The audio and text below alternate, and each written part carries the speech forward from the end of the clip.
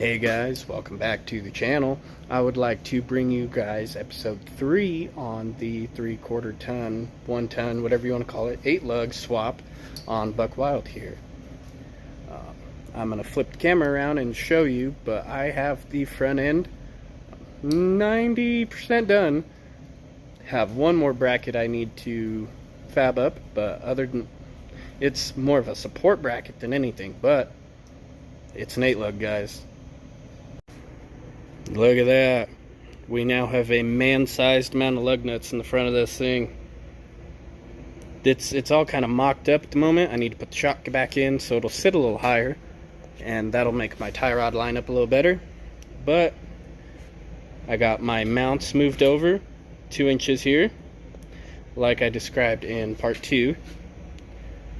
Had to fill in a spot on the frame here that was a divot for the factory control arm, so I filled it in with some plate steel, moved my mount over, got her buzzed in, and I was able to use the lower control arm, the 8 lug knuckle, the half-ton lower control arm, same ball joint, the 3/4 ton knuckle, 3/4 ton upper control arm, and that is the 3/4 ton CV axle bolted in, nut washer, all the works. CV axle is bolted to the diff. I have some temporary spacers. I'll get more onto that later. Up here you can see those. Those are mock-up.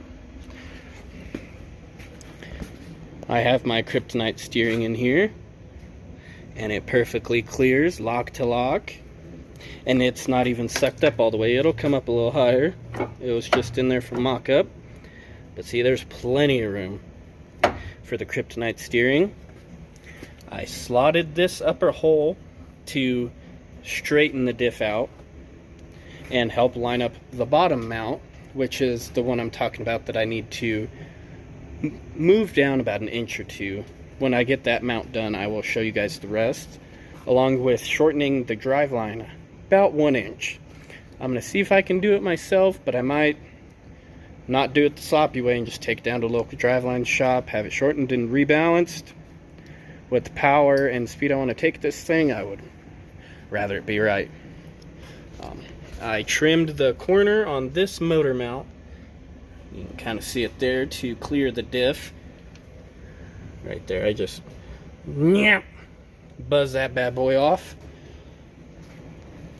And on this mount, I ended up actually using the half-ton mount, the black bar there, and I lied on my first video, and I wanted to update you guys and apologize about it. These mounts here are different. There's the 3/4 ton one down there. The spacing of the bolt holes where it mounts to the frame is about 1 hole's width off. So that's why I kept the half-ton one, and I slotted the mounting holes in the center, slotted them just enough, and then because the axle flanges are bigger, if I didn't add the about 1 inch, 3/4 inch to 1 inch spacers, which I'm actually getting actual spacers instead of the nuts, if I didn't add those, then the CV axle and the stub shaft were going to rub on the frame.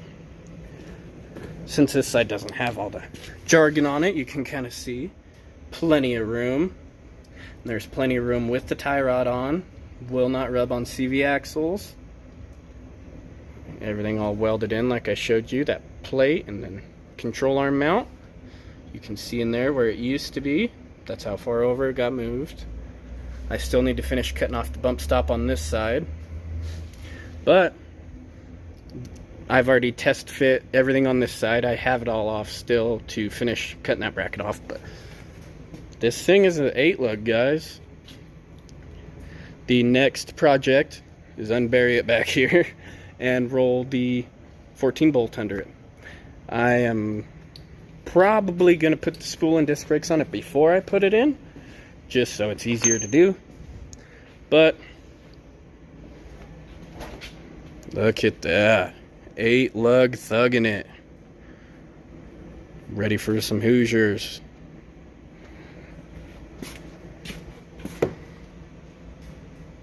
I am stoked.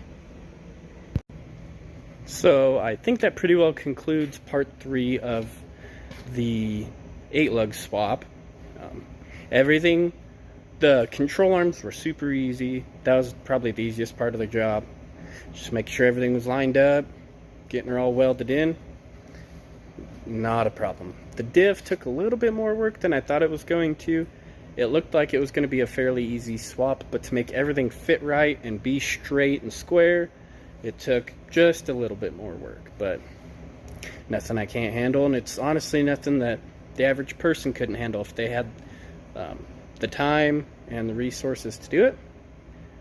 It's turning out about what I expected it to be. Easier in some spots and harder in others, but I feel like it's going to be plenty worth it for what I have planned for this truck. Stay tuned for part 4, which I believe is probably just going to be rear axle, since the front's, all the fab work is done. Just got to shorten that drive line and finish that lower diff mount, which I guess I'll show you that part. So I'll do like a episode 3.5, just to finish up episode on the front. But stay tuned for that episode and probably part 4 for the rest of this 8-lug swap.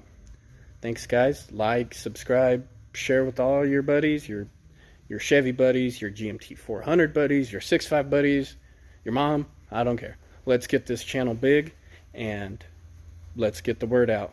I have a very big surprise. Hopefully, I'll probably be posting this Tuesday night. So either this coming Wednesday or next Wednesday, there's going to be a big surprise everywhere, and I can't wait to share it with you guys. Thank you. Stay tuned.